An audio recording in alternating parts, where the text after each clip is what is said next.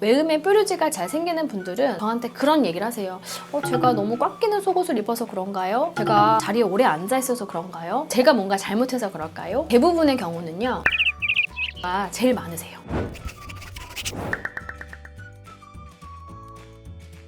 안녕하세요. 산부인과 효진 언니 이효진 원장입니다. 반갑습니다. 원장님, 이 앞에 있는 제품들이 뭐예요? 얘네들은 시중에 잘 만들어져 있는 여성 청결제라고 하는 것들을 제가 막 검색해가지고 한번 오늘 가져와 봤습니다. 되게 많은 환자분들이 외래에서 저한테 물어보시거든요. 원장님, 청결제 쓰는 게 좋아요? 원장님은 어떤 거 쓰세요? 이런 질문을 많이 하시기 때문에 직접 제가 청결제를 한번 가지고 나와서 외래에서 어떻게 쓰세요? 라고 설명하는 것까지 좀 같이 말씀드리면 도움이 될 것 같아서 가져왔습니다. 여성 청결제 주로 어떨 때 사용하면 좋을까요? 제가 보는 환자분 중에서 외음의 종기, 외음의 뭐가 남 이런 카테고리가 있어요. 10대부터 80대 노인까지 다양한 연령대의 여성분들이 외음에 뭐가 난 것 때문에 걱정돼서 산부인과를 찾아오신 경우가 정말 많거든요. 쉬운 예로 모낭염, 보시면 대음순 옆에 이제 헤어가 있잖아요. 목은 주변에 염증이 생기면 모낭염이라고 하고요. 목은 옆에 피지낭종이 있어서 피지샘종이라고도 하고 피지샘염이라고도 하고요. 그다음에 외음의 그냥 뾰루지, 단순 낭종, 정말 많은 카테고리로 사실은 외음의 뾰루지 얘기만 한 1박 2일은 해도 부족함이 없을 것 같아요. 그런데 그런 분들한테 꼭 물어보는 질문이 있거든요. 외음 어떻게 관리하세요? 저 그냥 가끔 세정제 써요. 뭐 이렇게 얘기할 때도 있고, 세정제 안 쓰고 그냥 물로만 씻어요. 이러는 분들도 계세요. 저도 사실은 집에 세정제를 하나 가지고 있어요. 그리고 저도 가끔 씁니다. 사실 매일 쓰진 않고요. 횟수로 생각해보면 한 일주일에 한 번? 많게는 한 2주에 한 번 정도? 근데 정말 냉이 많고 좀 찝찝하다 싶을 때 정도 쓰는 거지, 대부분은 그냥 미지근한 물로 가볍게 씻는 정도로만 합니다. 가끔 이렇게 외음에 뾰루지가 많은 분들한테는 제가 뭐라고 말씀드리냐면, 외음 관리는 결국은 질 분비물 관리랑 같다라고 설명을 해요. 외음에 뾰루지가 잘 생기는 분들은 저한테 그런 얘기를 하세요.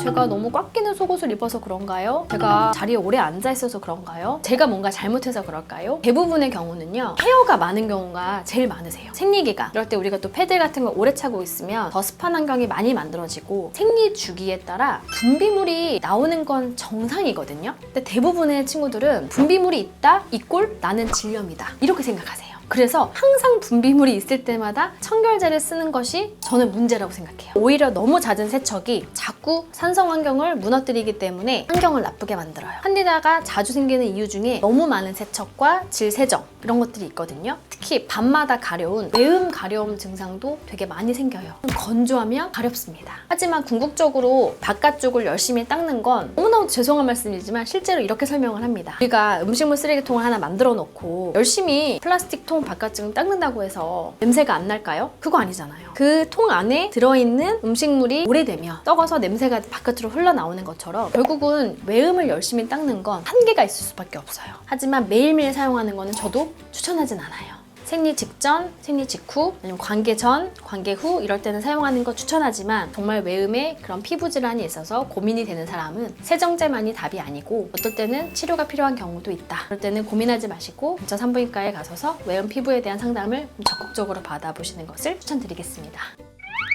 이너 케어도 뭔가 권장주기 같은 게 있을까요? 그럼요. 저는 이거를 매일매일 사용하는 사람은 거의 없고요. 그리고 매일 권장하지도 않고요. 상비약이라는 단어를 쓸 만큼 급할 때 비치해서 사용하는 목적으로 사용하던지, 아니면 뭔가 오늘따라 이상하게 냄새가 너무 안 좋은데? 하면서 본인이 불안해하면서 세정을 막 바깥쪽을 열심히 닦느니 안쪽을 한번 헹궈내 주시는 게 오히려 더 도움이 된다라는 이야기인 거고요. 매번 세정을 하는 건 아니거든요. 매일매일 안쪽에 물을 씻는 거는 계속 반복하지만 락토바실러스, 정상적으로 많이 있어야 되는 유익균을 부족하게 만들어주기 때문에 오히려 추천할 방법은 아니다. 가끔은 유산균 질정을 넣어주는 것이 오히려 산성 환경을 만들어주고 다른 질 분비물들이 증식하지 않게 도와줄 수 있는 방법이다. 사실은 뭐 청결제 중에 어떤 게 좋고 어떤 게 나쁘냐, 그런 거에 대해서는 사실 저도 잘 몰라요. 왜? 시중에 판매를 하고 있는 여성 청결제라는 것들은 대부분 사람들의 인식이 알고 있잖아요. 여성의 소중한 부분, 또 예민한 부분을 다루는 지역을 닦는 곳이기 때문에 그 누구보다도 안전성, 감염성, 인체에 유해하지 않은 물질, 순수한 천연 성분에 락토바실러스 같은 산성 환경을 잡아주는 그런 물질들의 배합. 누가 봐도 이거는 크게 이상 있는 경우는 없어요. 하지만 아무리 좋은 제품이라고 하더라도 사용하는 사람이 과하게 사용한다면 피부 조직이 상할 수밖에 없어요. 외음을 닦고 지켜봤는데도 본인이 불편한 증상 중에서 냄새나는 분비물, 냉이 더 많이 나옴, 그리고 무엇보다 뭐 화끈거림, 만졌을 때 아프다, 가렵기까지 하다 이러시면은 속 안을 확인해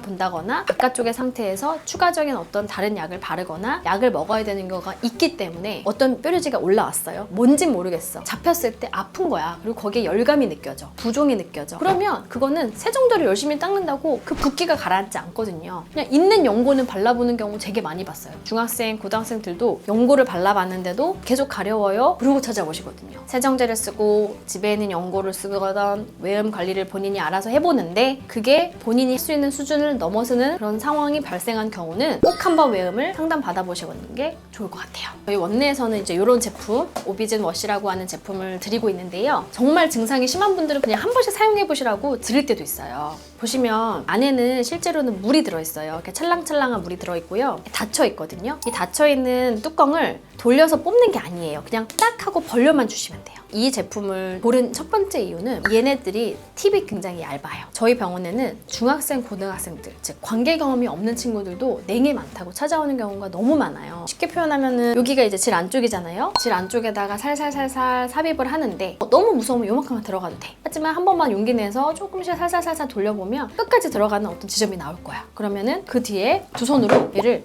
쭉 하고 돌려주시면 이 안에 있는 물이 분사가 옆으로 쫙 되는 거예요. 안쪽에 있는 분비물 자체가 한번 싹 쓸어내는 효과가 있어요. 이거 얼마나 빨리 해야 돼요? 막 꾸룩꾸룩 하면서 막 소리도 나는데 괜찮은 거예요? 네, 괜찮은 거예요. 무서우면 살짝만 넣으셔서 물을 푹 짜면 되고 무엇보다 중요한 건 얘를 사용하는 목적은 여기 안에를 헹구는 목적이 절대 아니에요. 안에는 헹구는 건 기본이고요. 그 물이 흘러나오고 나서 외음염이라고 하죠. 소변 나오는 입구, 요도라고 하는 주변, 질 입구, 그다음에 항문 주변, 그다음에 소음순 앞뒤로 날개 부분, 날개가 만나는 위에 부분, 그다음에 대음순, 헤어 있는 부분. 어떤 분들은 치골 위에도 뾰루지가 잘 생기고 어떤 사람은 서해부라 그래서 팬티 라인에 걸쳐져서 뾰루지가 올라오는 분도 있거든요. 그런 부분은 그쪽까지 잘 문질문질해서 물로 쓸어내린 다음에 잘 말려주셔라. 목적은 우리가 바깥쪽 세정을 했을 때 해결되지 않는 갈색 분비물 출혈 있을 때, 잉태하고 난 직후에 정액이 남아있을 때, 뭔가 목욕탕이나 수영장 같은 외부에서 물속에 들어갔을 때 찝찝한 느낌을 지울 수 없을 때, 그럴 때 한 번씩 저한테 소독받기 전에 소독받는다라고 생각하시고 그냥 집에서 자가로 셀프 케어를 하고, 그럼에도 불구하고 외음이나 안쪽에 분비물 같은 게 해결이 안 된다고 하면은 그때는 내원하셔라. 제가 그런 목적으로 드리는 거니까 이거는 설명을 좀 듣고 잘 따라 해보시고, 이것만이 능사가 아니기 때문에 사실 좀 조심스럽지만 이런 방법도 있다